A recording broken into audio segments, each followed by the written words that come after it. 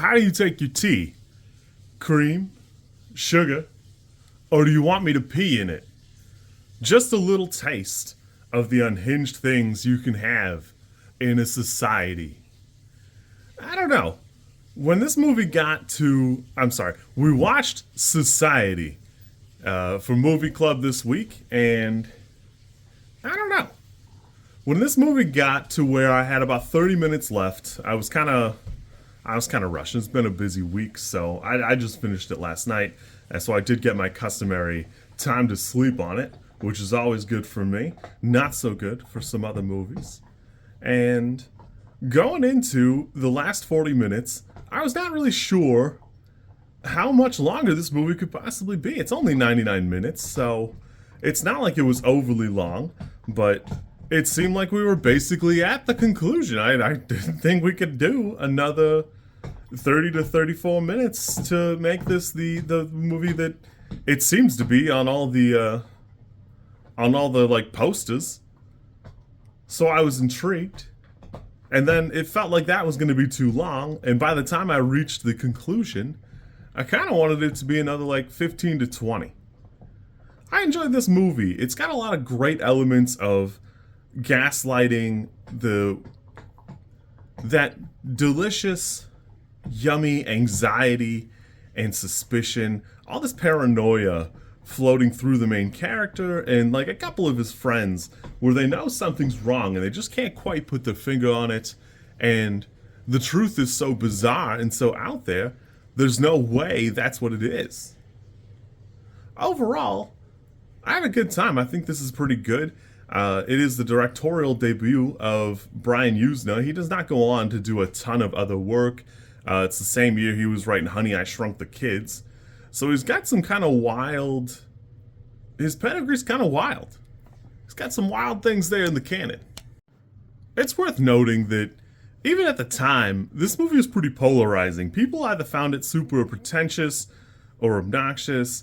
Variety goes on to describe it as that, and then it attempts to introduce kinky sexual elements into extravagant makeup effects. I don't really agree. I think it had something really interesting to say. It just didn't know how quite to put those out there so that other people could grasp what it was trying to get on. There's a great rich piece of literature here. It's just not fully portrayed or fully realized. Because I was not sure, I had to go back and I watched like the last 10 minutes, and then I went back to like those first 10 minutes, and you gotta really listen to the way the characters are talking. Listen to how the doctor's talking to the main character about the dreams he's having, the fear he has of his family. Like, he's not suspicious of them, and that's it. He's afraid of them, and he's not sure what to make of it. That he's trying to do his part and stay a member of society, but he's not part of society, so he knows something's wrong, and he just can't quite put his finger on it. It does a great job of that, and the problem is effectively, it seems like it takes such a turn in the third third of it, that it's hard to really fully appreciate what's going on here. Somewhat interesting, Brian Yuzna knew he could direct, and it was struggling to find people to direct the movies that he produced, and he held the rights to the sequel to Reanimator. So in order to get this movie made with Woody Keith at the time, he insisted that he get a 2-picture deal, but that Society got made first, which is kind of an interesting way to leverage it, because he said he would make another Reanimator, but he insisted that they do this one first, and he got hooked up with the company is called Screaming Mad George to make the surreal shunting scene at the end. And I gotta be honest with you, it's bananas. I can see where it was a hard sell for a lot of people. But you can see that Woody Keith had something he wanted to say about social classes and that kind of thing.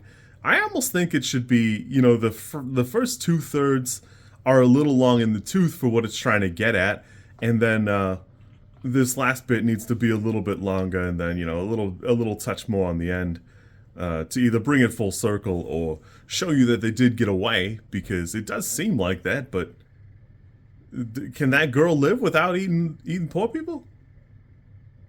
I mean, maybe. It doesn't seem like you would.